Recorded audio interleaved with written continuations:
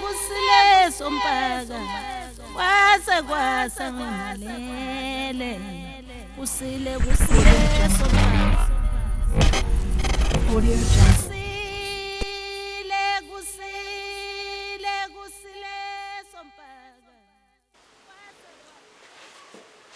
Siyakhuleka ke izwe lomkhulu. Siyakhuleka yena ke umkhulu Mazibuko mehlulele umoya. Ngilapha ke ezweni laseGoli. Ayikade sagcina ukuqopha. Akwengiqophe nje namhlanje. Sifake lapha ku Solomoya TV. Sizokhuluma ngeinto ejulileyo kakhulu sothinta ke izinhlambuluko. Sikhuluma ngeinhlambuluko ke namhlanje sizohlukanisa ukuhlambuluka kwethunywa nokuhlambuluka kwedlozi. Masikhuluma ke ngokuhlambuluka kwethunywa sikhuluma ngokuhlambuluka kwedlozi. Sizama ukwenza umehluko phakathi kwabantu ukuthi bakwazi ukubona abantu ukuthi yini lena esuke sikhuluma ngayo masikhuluma ngezithunywa sikhuluma ngedlozi. Akwengiqale ngikuchaze ke lokho ukuthi idlozi uma sikhuluma ngedlozi suke sikhuluma ngesidalwa into okuthiwa isidalwa usuke khulunywa ngento edaliwe noma into ekhubazekile makhulunywa ngesidalwa kukhulunywa ngento edaliwe eyenziwe umuntu. Bayaye bethi ke abaziyo labo belimi leyiphuphu phecelezi bethi man made. Ngimangaleke ukuthi makuthiwa nenkosazana yamanzi man made noma uMamlambo usuke khulunywa ngomama wamanzi. Uma khulunywa ngomamlambo kukhulunywa ngomama wasemanzini. Angithi uyezwa umama wasemlanjweni ngoba ulizwa nje igama lithi mama wasemlanjweni. Ngizama ukucacisa lokho ukuthi uma sekuthiwa ke umama wasemlanjweni uthiwa man made uthiwe kwakhiwe indoda noma okwenziwa indoda ungasho ke wena ukuthi inkosazana mawubeka ngendlela okubiza ngayo noma ungathi indodakazi mawubeka ngolimo ongalibiza ngakho. Kodwa uma ukulandela nje uma ukulalele uyaloyizwa nawe igama lithi man made noma man made. Kukanjalo nje sizama ukucacisa lapho. Ulimi lwesidalwa uma kuthiwa kukhulunywa ngesidalwa kusuke kukhulunywa ngomoya wento esabophekile noma engakabi isimo esihlambulukileyo noma esiqondileyo. Kukhulunywa ngesidalwa ke lapho. Uma kukhulunywa ngesidalwa kusakhulunywa ngento ebophekile noma into engakakhululeki esenenkinga esakhubazekile esakhubekile kukhulunywa ngesidalwa. Isidalwa ke to edlozini noma ukuya edlozini ngolimo oluthe phecelezi to edlozini isidalwa siya edlozini. Kusho ukuthi kufanele ukuthi uma unezidalwa noma unesidalwa kufanele ukuthi kusewumoya okufanele ukuthi ungawuhlambulula uhlanze weluleke ekubeni isidalwa. Mhlawumbe ukhubazekile ukhubeka ke ngaba ukuthi mhlawumbe unomlenze wodwa uhamba ngenduku noma unomlenze ogoqekileyo unesandla esigoqekileyo isidalwa leso sivela ngezilwanyana engekho emhlabeni noma ezingazeki ngolimi ngamehlo enyama ezingekho emhlabathini noma emhlabeni noma ezingabonakali ngamehlo enyama. Ukhuluma ngomoya onjalo umoya wezinto lezi esizibona ngomoya esingakwazi ukuyibona ngamehlo enyama izidalwa ke lezo ngoba azifiki physically ngolimo oluthe phecelezi ayifiki physically kubantu kodwa zifika ngomoya ukuze zikwazi ukuyiveza zikwazi futhi ukuthi zizilungiselele ukufika noma ukuvakashela abantu bazo noma ukuxhumana nabantu bazo. Akwesike kulandeleke lokhu ngendlela okuyiyona njengoba bethi laba bantu wena isidalwa mhlawumbe ngakhulunywa ngama man made lawo kukhulunywe ngeinkanyamba kukhulunywe ngeinyoka ezinkulu kukhulunywe ngezinto nje engathi zikhona bayibona abantu bayibize ngeidalwa noma ngeithunywa. Into kanjalo ukuthi abantu angibazi ukuthi into bayiqonda kanjani.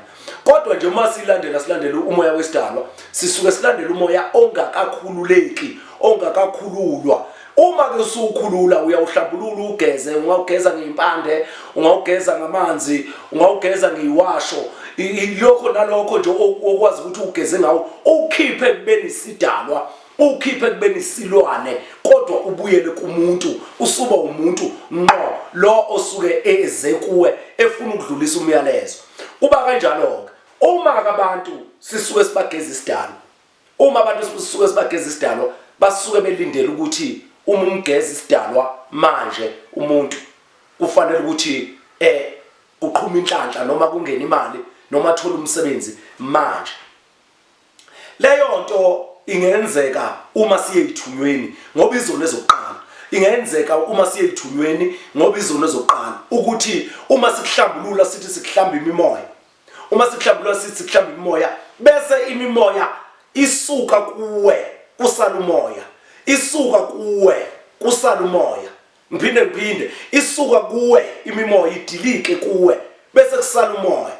Uthola umsebenzi ke wena, senza nje umzekelo, uthola umsebenzi ke wena, usutholile umsebenzi wena, awusayi kuyokhulula lezi ayidalwa ebezikunika umsebenzi ngenhloso ethile, ebezikunika umsebenzi ngenhloso ethile. Kanjani na? Ngikwenza nje umzekelo ngomuntu ohamba nge-wheelchair, ngomuntu ohamba nge-wheelchair odinga ukugadwa, mhlambe ufelwe iqolo, uzalwe enyimbinyimbi, uzalwe esenkingeni, uthola ukuthi ubophekile, ehlala esitulweni lo muntu lo.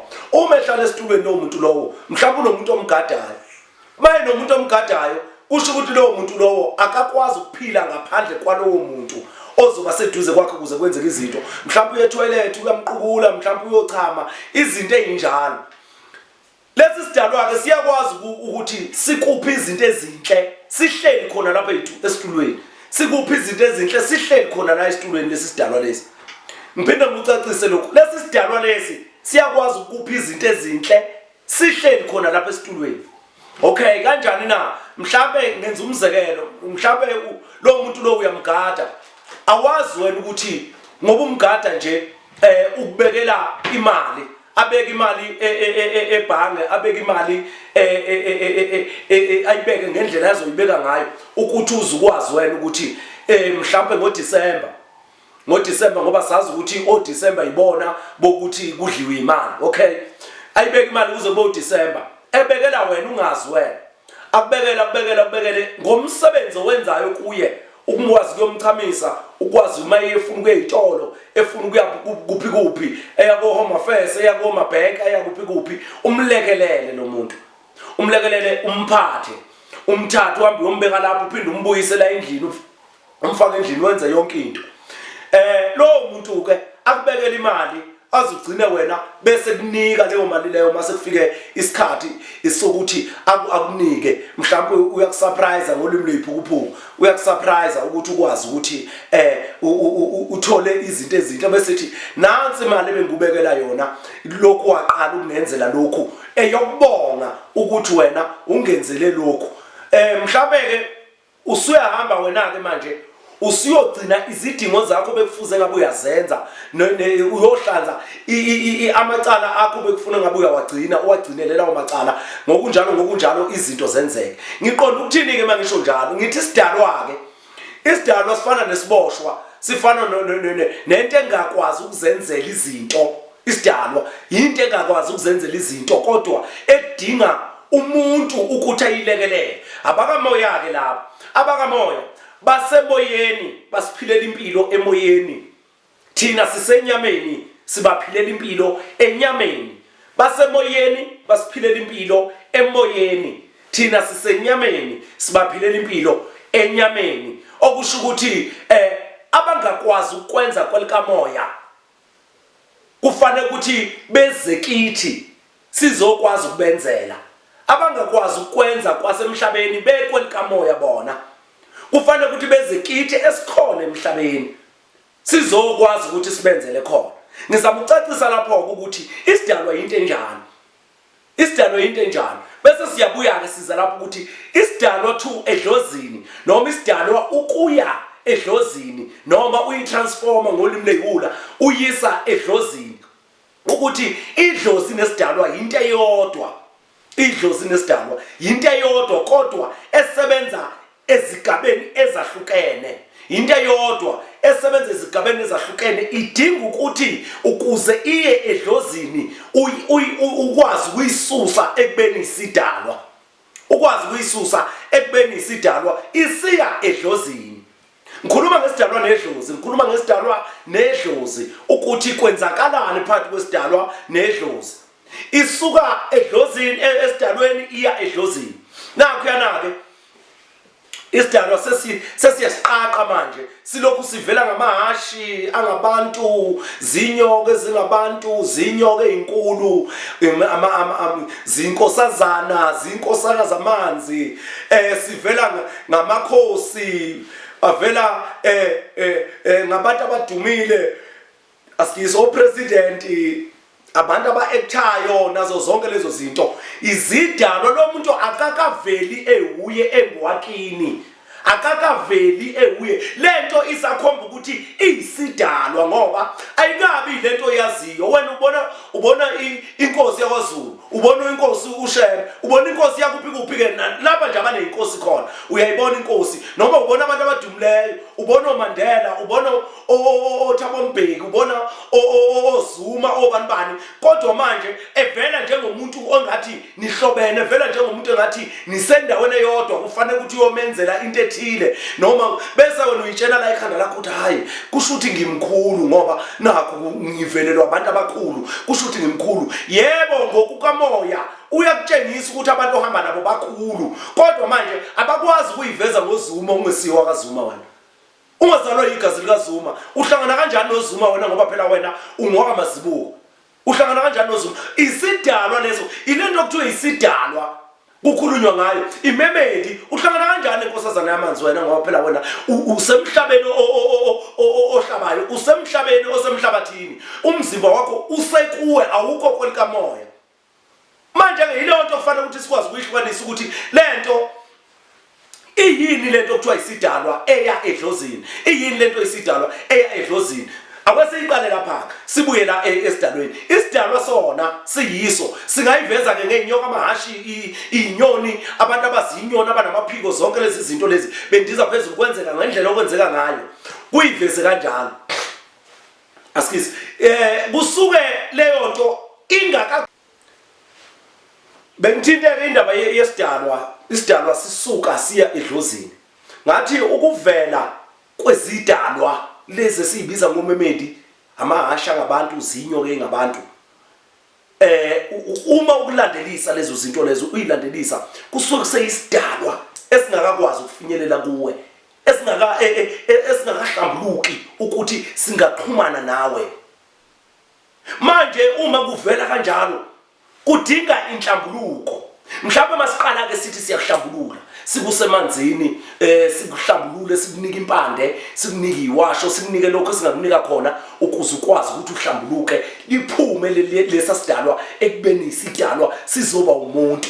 Mhlawumbe ke mawuqeda ukuhlambulula kanjalo usuyaqala manje uphupha abantu abadumile, uphupha obanibani, sekungabantu, akusezone izilwane. Ngiyanazi ke nina bantu nifuna ukuthi niqhubeke niphupha omemedi ngoba nazi ukuthi lama memedi lana abantu abakhulu, imimoya emkhulu, imimoya namandla. Nina nifuna uphupha lokho. Uma umuntu kusumgezile umhlambulula, wamhlambulula, yasuka leyo nto leyo, waseqale sephupha abantu abadumileyo, waphupha abantu ikhehle lithila ngalazi ini. Usefuna ukubuyela mumva ayophupha inyoka, usefuna ukubuyela mumva ayophupha amamemedi, ufuna ukubuyela mumva ubuye uphupha amahasha andizayo, abantu abandizayo bakuthiwe zingelosi. Imimoya engakahlambuluki, imimoya engakahlambuluki iseyisidalwa, imimoya engakahlambuluki iseyisidalwa. Abanye ke emakhaya ngokwedlozi, ngokosemakhaya uphupha iphara nje, umuntu ongathi ungcolile, uyamhuba, ufuna ukumdlwengula, ufuna ukulwa naye, ufuna ukumgwaza ini. Kunomuntu wakini ongakahlambuluki, ozakabi kuwe, useyisidalwa thu edlozini. uziveza kabi mhlawumbe ubona ingane engcolileyo engathi ihlele estradini ivuza amafinyila nazo zonke lezo zinto lezo. Loya mntwana wenono akakagezeki okungenzeka ukuthi mhlawumbe wakhishwa iabortion ngoba nina abantwana niyababhosha vele niyazazi nani ukuthi abantwana niyabanya niyababhosha abantwana nina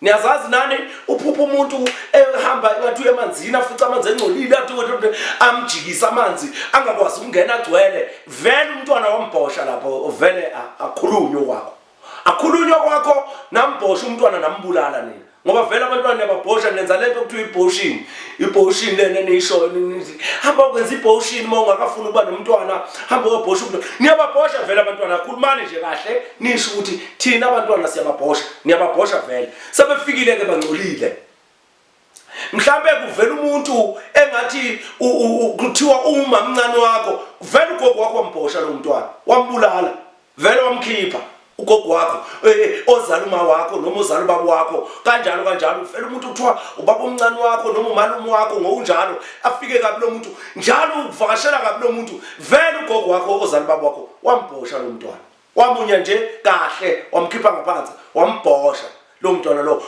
vele kumele ukwamukela lokho uphinde uye kuye uyombuza manje ukuthi gogo wamenza kanjani umntwana wena wamenza kanjani umntwana yini kuvela umuntu ongathi umama wami kodwa manje ongathi ufana nomama mncane nomama mkhulu kanjalo vele usuke emboshile nje vele clean lo mntwana lo usuke emboshile yingakho ke ezoza engcolile evele ngathi umuntu wakamakhelwane umuntu womndeni omzala izinto ezinjalo ngoba basondele laba abantu kuwe kuyikuthi ke manje ngoba ethongeni baseyisidalwa abakapheleli baseyisidalwa badinga ukuthi bagezwe labo bantu labo sikhuluma ngesidalwa ke la sikhuluma ngesidalwa 2 edlozini leyo nto kufanele ukuthi kutshene ekhanda lakho ukuthi lo muntu lo usuke ngakahlambuluki sikhuluma ngezinto ezenzakalayo abantu abayiphuphayo nezikhono ezisihluphayo sikhuluma ngalezo zinto singabantu senzela ukuthi yonke into ikwazi ukuthi ireflect noma ihambelane ukuze izokwazi ukuthi imelane lento zombili nale oyibonayo wena nale oyizwayo wena nale eyenzakalayo kuwe zihambelane nalena esiyiqopha lapha ukuze uqonde ukuthi yini kahle lemimoya umoya wesidalwa nomoya wedlozi kwehlukene ngokokuvela kwakho nangokwenza kwakho kodwa kuyinto eyodwa kodwa igabene ezehlukene kuyinto eyodwa igabene ezehlukene nangu yana kusesukile kubene ovela ngamahasha vele ngeyilwana vele ngabantu abangcoleyo nabantu abanjani useyabuya lo muntu usezovela ngabantu abadumileyo uvela ngabantu abadumileyo nakya uvela ngabo emva kwalapho sezovela manje elikhehla ke elikhuluma into eqondile ngqo sumgezileke lo muntu lo likhuluma into eqondile ngqo hayi ukuthi selihlambulukile ukuthi selingakunika okuhle liyakwazi ukukunika okuhle kodwa lithi ngigcinele amacala ami awukuthi lo muntu usevela straight manje elikhehla noma wena ungamazi ngoba mhlambe abantu abaku generation esemumva baziwa omama bakho omkhulu bakho naye uma wakho mhlawumbe umazi kancane lo muntu lo wafika eseyingane kuthiwa nahambe nomkhulu wayehlala phansi kwesihlahla engabone emehlweni noma enze njani useyacela ke manje lo mkhulu lona ukuthi ngicela ungenzele ukuthi athi ngizokunika ukuthi akunike ngempela ethi makunika ngempela leyo nto leyo okufanele ukuthi umenzele ngayo ngempela leyo nto leyo wena usuyayithatha uyibophele epipini uyilahla lapha uyofenda ngayo amantombazana wena imkhuba yakho imkhuba yenu ke leyo eniyaziyo vele eniyenzayo uyayithatha lento lena owesifazane uyayibhoshonga usephenduka kuba green ngathi uphekiwe manje lo muntu wesifazane useyicobe wayicoba uhamba wefuna zonke lezi zinto wathenga imoto wakha imizi bathi bakha imizi kodwa bakha imizi bathi imizi siyavuzwa yithi bantu besimame kanti lo muntu umnikela ukuthi hamba ungikhiphe ejele lesana simnikela ukuthi ngikhiphe ejele ngoba ngizosuke ngikwenzise lezi zinto ngizokufebisa uhamba udunusa yonke indawo le mina into engizokwenzisa yona ngizokwenza uhamba uzala yonke indawo le ngubonisa isibeletho uze uyosikhipha wena ngikwenzise yonke into wenziswa yisalukazi ngoba senza into ethile kumkhulu noma la ekhaya eliyicala sikunika imali ke sikunika amandla ukuthi hamba ukwenza leyo nto awuyenzi wena ugijima uyofenda ngayo le nto le ugijima uyokwenza imsangano uyokwenza izinto ezibona uyophuza uyazi abantu abaphuza utshwala nje benzana isiphukuphuku kufanele ukuthi ukwazi lokho uqonde futhi ukuthi utshwala benzana isiphukuphuku kunabantu abaqophayo lapha ko TikTok lokuzana bethu umuntu aphuze isidakwa siphuze kodwa silakhe ikhaya sonke uyisiphukuphuku ngoba abantu bakini abafiki kuwe uthatha le mali engabe uyobakhipha ngayo ejele uyobakhipha ngayo ezintweni abazenzile ezimbi uhamba uyodakwa ngayo uyindoda enjani esidakwa uyindoda enjani esidakwa owesifazane uhamba uyadakwa lapho hamba bempetula zonke indawo lezi akwanivule lento le nivule lo mqondo lo ukuze ukwazi izinto ukuthi ihlale ziyizo no nihamba ke nipetulwa ngayo le mali yamathonga nihamba niyophuza nihamba nidakwa nenza yonke into athi umuntu hayi mina umkhulumazi bokwanginika impande kodwa ayingisebenzeli kanti ngathi ngimnika impande wahamba wayotshoneni wena wathi mayehlambuluko wayotshoneni wathi hayi imali bekumele vele ngiyithole imali bekumele wahamba wayoshibilikisa le la ayoshibilikisa khona wayitha uhambe iphose emgodini ahambe elala nazo zonke izeqamgwaqo lezi lingcono ithonga kuphuma libuye ithonga limfaka phansi kwemoto hayi mina nganede ngagezwa nje kwamazibuko ngalahlekelwa imoto yami kanti athi uhamba wenza zonke izinto ezingasile lezi ngemali yethonga likunike yona lisenkingeni lithi hamba ongikhipha awulikhiphi wena kwenzani ngayo uyadunusa ngayo le mali uyayibona siyabuya kusizana leli ithonga leli saliza njengedlozi lento okuthiwa yidlozi isiqala lapho ke usuhlanzile wena yasuka esidalweni yeza kubantu abadumileyo yeza yazofika kumuntu wakini noma kungamazi kodwa uyambona ufana nobani aqhamuke ngathi ubani wasefana nalo okusho ukuthi lo muntu ungwakithi mhlawumbe usuke ekhaya komama usuke ekhaya kogogo usuke ekhaya kobaba usuke ekhaya kogogo zali baba okay usefikile ke lo muntu uzoyicelela inhlambuluko usekunikile ukubenzela inhlambuluko awusakwenzi wena lokho uyaphendula uqedela umsebenzi usuyaqala futhi uqala phansi uyakhala usefike njengedlozi ngoba wena uyenzanga lento abeyifuna yebo idlozi lintembi ngoba uyezwa nawe isidlozana iza ngekabi lento iza kabi emva kokuba kukhona ekutshengise khona ukuthi yenzele kona wangakwenza wena ikugwazise ngabantu ikunqume ube yudaka wena ngenxa ukuthi lento awuyenzeli lento ekunikele yona imali angazi noma ngiqondana noma nawe uthatha umqondo ufake enuzi fanele ukuthi ungiqonde mawuzothatha umqondo ufake emdidi kanje vele ayikho into oyoyenza wena ayikho into oyoyenza uzokwenza umsangano wodwa ucanga ukuthi mina ngiyahlanya la angihlanyi mina angihlanyi ngikutshela nje iqiniso izinto ezenzakalayo selapha abantu lathi njengoba selapha abantu lapha sibalapha zona lezi inkinga engikhuluma ngazo ukuthi umuntu athi yena bathi angenze ngani ngoba abanginiki imali kade bekunika imali wena uhamba uyifaka emdidi kade bekunika akaze bangakuniki baqala namhlanje ukukuvukela kabi kade bevela kuwe bekhuluma nawe bethi bazama ukuthi baziveze ukuze ubenzele awubenzeli wena ulibele ukusakaza nje isibunu sakho uhamba usangana lapha umuntu wesifazane ungcolisa amakhehla esibelethweni ngivutshene mina uhlala amakhehla ingakho kuyiwoman kuthiwa yihumbu woman kusho ukuthi lento uhlela amakhehla esibelethweni sakho uhlela amakhehla kini amadoda kini ungacabanga ukuthi wena ngoba umuntu wesifazane sekufanele ukuthi ungazenzi izinto ngoba umuntu wesifazane ayikho into enjalo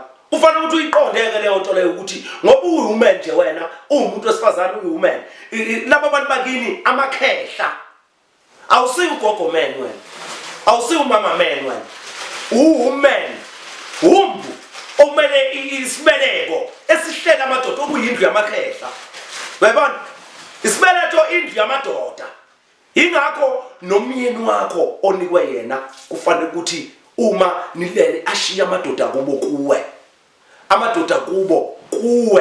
umyeni wakho noma inhloko yekhanda lakho yena obeki ukuthi uyena oyokwazi ukulawula athobe lamakhehla kini yena lo nikwe yena so manje hlukanani nalento uyitshela ukuthi nina senimela amakhaya ningabantu besifazane hlukanani nalento le uphuphuku lo ngoba lezi ingane zenu nifundisa okunye ezabafana niyifundisa ukuthi umuntu wesifazane awumthathi ezokusekela ekhaya kufanele ukuthi nilingane nomuntu wesifazane. Phumani nje kuleyo ngqondo leyo niyeke ngoba izomsanganisa emakhaya. Hlukana nje nayo awulingani nendoda futhi ngeke uzulingane nayo. Indoda ingaphezulu kwakho ngoba ikwazi ukulawula isibeletho iphinde ilawula ubudoda bendoda. Ilawula isende ilawula indoda ilawula isende ilawule isibeletho. Njengoba kuyihumene nje kusho ukuthi ikhaya lamadoda akini okuyiwona azokulawula azokwenza zonke izinto ezifanele ukuthi uzenze. Ingakho niyibona senineyibeleke ezibolileyo ukhipha into ebolileyo ngaphansi uyaninuka ukuthi phu wena umuntu wesifazane ngani na lamakhehla lana yakudovadova lapha esibelethweni nenza zonke izinto ngoba kunezinto kusafanele ukuthi siyichaze ukuthi kuhamba kanjani yini lento okukhulunywa ngazo zamaplanethi nama star signs kusuke kukhulunywa ngazo lezi zinto eziphile emzimbeni wakho ngokwama organs ngokwamaphatho omzimba ngokwehluka kwawo. Manje nina nitshela ukuthi nihlakaniphile ngicabanga ukuthi ongama-planet nama-star sign into eyile emoyeni ezulwini. Bakutshengisa ukuthi lokho kubona le phezulu kukhona la emhlabathini, kukhona emzimbeni wakho. Bazama ukukubonisa lezo zinto ezinjalo. Manje nina nifuna ukubona ngicabanga ukuthi nihlakaniphile, ngicabanga ukuthi nisile, hayi mina nihlakaniphile ngazi konke. Ungubani wena wazi konke wazini? Ayikho into oyaziyo uyisiphukuphungu nje. Ayikho into oyaziyo. Kodwa nenze ngathi niyazi. Anazi nje lutho. Fanele ukuthi uyiqonde ukuthi uqala uyoyithola uzazi. Ngoba nazi lutho vele. Fanele ukuthi uzazi. Kufana nalabo abantu abakhona lapha ku TikTok kuma podcast. Bakhuluma izilungu ezinkulu, bakhulume kodwa makuthiwa belapha abantu wala la akulashwa umuntu abazi lutho. Abazi nje lutho. Ayikho into abayaziyo. Mawungathi nje wazini akasachaza ukuthi wazini. Manje ke yekani ukuyitshela ukuthi niyazi nazi mix. Sizomtshela thina esaziyo ukuthi nikona uqonda ukuthi anazi lutho. Yazike ukuthi isidalwa siziveza ngezinto ezingahlambulukile ngezinto amamemedi ezingaqondakala engeke emhlabathini. Kodwa ikhona ngokukamoya, ingakho uzoyibona ngomoya. Ngoba akekho umuntu obona lezi zinto ayibone ngamehlo enyama. Akekho wonke umuntu uyibona ngomoya, uyibonelele, umulele usuku ungeke emzimbeni, usuku usemoyeni. Usuku kwela mathonga. Ingakho kuthiwa ubuthongo. Ngoba usuku kwela mathonga. Ngeke uyibone ngenyama lezi zinto. Noma uyibonile ngenyama, ngeke ubone ukuthi yizo. Uyibona luhlanje uyibonele into oyibonayo lelo ozobuyibona. Kungesiyo leyo nto kuyibo laba bantu. Kodwa awukwazi ukuyibona ingakho uzoyibona ulele.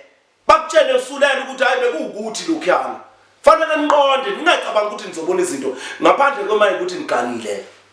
Makuthi nigangile ke nihamba nilanda izilwane lapha izohamba zinimisela amagobongo ziniphothule lezi izilwane zenu. Ngoba ziyaniphothula, zinilala ubusuku nemini. Uzubona umuntu akaganiwe ashone engaganiwe. Ngutshela mina lezi zinto enizibhemayo enihlola ngazo lezi enizibhemayo zizosheshe zinibulale bafana bami. Zosheshe zinibulaye bogogo lokhu nithi niyabhema. Nizofa lezi izilwane. Ziyokushayisa ngekhanda lingapheli lezi zinto lezi.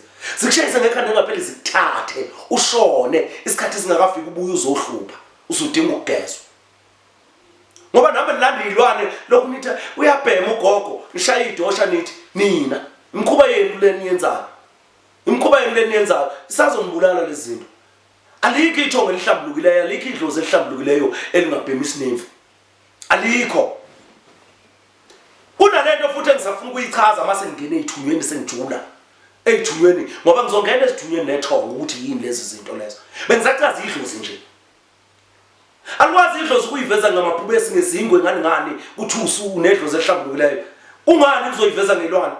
Kufanele ukuthi uyibone leyo nto leyo ukuthi ayikahlambuluki kumele isuke ekubeni isidalwa izoba yidlozi qobo. Ibe yidlozi ize kabi isikutshengisa izinkinga zayo njengoba zinjalo ukuthi mina ngahamba ngifebile. Mina ngangihamba ngiphuza ngihamba ngilokhuzana ngilala nezingane zabantu ngimosha mina. Mina ngangikhanda izilwane ingakho behlale abantu bevuka belokhuzana sebephothulwe izilwane ebusuku belele. Bevuka kubuhlungu ibeletho bevuke kubuhlungu izisu, bevuke kubuhlungu amabele, zonke lezi zinto ezikwenza mawuzoyocansini wena zikwenza ukuthi uzifile use ukwenye indawo. Kubuhlungu zonke izinto amaqolo, kubuhlungu ukhalo, kubuhlungu ngisho umuzi wakho umuntu wesifazane. Ubuhlungu ngoba lezi zinto lezi zazenziwa amakhehle ekhanda ilwane. Manje ziyabuya ilala nomfazi, ilala nezingane, zenza yonke into lapha. Ziyaphothula nje. Konke la ekhaya zikumisela amagobongo ziphothula. Ziyaphothula, iphothula ndoda, iphothula emfazi. Ziphothula einqeni, zingene einqeni. Ubabona nje amadoda aselala namanye amadoda namhlanje, inxa yinkinga zamakhehle emakhaya. Ayephathi ilwane ilala nabantu. Kuqondeni ke lokho bantu. Izidalo ezimbi la ekhaya selihlambulula idlozi. Siyahlambulula isidalwa sisikhiphe esidalweni. Bonke sibuyise edlozini, sisuse edlozini futhi sibuyise kube lithonge lihle la ekhaya. Sibuyise kube lithonge lihle la ekhaya sekwazi ukukhipha izinto, likhipha izinto. Kodwa uma usungenzi lento eliyifunayo, liyaba idlozi mawufuna libe yisilwane kuwe. Liyaba yisilwane ngoba wena uthatha lokho ofuze ngabe ulenzela khona, awulenzeli. Uyakuthatha uyokufixa, uyakuthatha uyokubeka ngendlela yokubeka ngayo. Uzenza isiphukuphuku. Mawubeka leyo nto leyo, ngeke izikulamulele ngalutho. Menzele lo muntu ukuze akwazi ukuthi akwandisele impilo yakho. Baze bathi hlonipha uyihlo nonyoko ukuze insuku zakho zande. Abasho ukuthi hlonipha uyihlo nonyoko ukuthi guqela umama wenze yonke into. Yebo ngamhlonipha lapha emhlabeni ngoba kunamathonga uNkulunkulu kuwe. Kufanele ukuthi umhloniphe la uzokwazi ukuthi ahlonipheke nakweni kamoya skisi. Ahlonipheke nakweni kamoya. Kodwa basho ukuthi yenza lokho okushiwo umzali noma yenza lokho okushiwo yithonga ukuze likwandisele, likhulise okukhona kuwe, likhulise okuphilayo kuwe, likhulise lokho elikunike khona. Angazi noma niyezwa abantu benkosi. Angazi noma niyezwa noma kwenzakalani. Kufanele ukuthi niyiqondeke leyo nto leyo. Kufanele ukuthi niyiqondeke leyo nto leyo. Ukuze izinto zethu zenzeke ngendlela. Ukuze izinto zenzeke ngendlela. Akwesiyiqonde leyo nto sizokwazi ukuthi senze izinto ngendlela. Isidalwa ke kuba isidalwa, isuke kube isidalwa, kube idlozi, isuke kube idlozi kuzoba yithonge lihle laphathi kwekhaya. Kusuke kube isidalwa kuzoba idlozi bese kuba lithonge lihle. Ngapha ethunyweni kuba imimoya kuzoba zithunywa bese kuzoba ithonge lihle. Konke kuphelela kwelamathonga. Kokuthathu kuphelela, ko6 kuphelela kwelamathonga. Konke kuphelela kwamathonga. 2 ngapha kuzokhanda u5 kwelamathonga. Njengeminwe nansi minwe ibalini. Imimoya isithunywa ithonga. Imimoya njalo isidalwa idlozi kuzoba yithonga. Konke kokuhlanu kuphelela ethongeni. Akusiqondeke leyo nto leyo, uvule le nto la. Uqonde ukuthi lo moya usho ukuthini mawukhuluma kanjena phezulu komuntu. Sondelani ke nizokwazi ukuthi nihlanzelwe isidalwa sibuye sizoba idlozi elihle kuwena, kunasempilweni yakho nakukho konke likwazi ukukhanyisela. Ngoba leli ithonga leli akwelisithi namhlanje likunike ilokhozana 20,000. Manje kunike 20,000 namhlanje leli ithonga leli seliyakwazi ukuthi manje kunike 20,000, manje kunike 20,000 bese kwazi ukuthi lilokhuzana lihlukanise 10,000 wezinkinga zabo, 10,000 wezidingo zakho. 20,000 likunike 10,000 wezinkinga zalo, 10,000 wezidingo zakho. Awuqondeke lokho engishoyo. Vulani ke amakhanda la. Nivula amakhanda la niyiqonde lento engiyishoyo ukuze izokwazi ukuphila kini. Yenzeke ngendlela okuyiyona ukuze ikwazi ukuthi inilamulele. Niyagula namhlanje niphethwe yiyo leyo nto leyo. Kade ke ngagcina ukuqopha uSolomoya TV. Ngithi akwengiqophe namhlanje ngenzela ukuthi sikwazi ukuthi sidle okuningi esakeni, sikwazi ukuthi sikhanyiseleke bantwana bethonga. Khanyisani ke nizikhanyisele nina. Ababuya abantu bezohlandlula ithonga, bezohlandlula idlozi ukuze libuyele liyoba yithonga elihle. Siyabonga.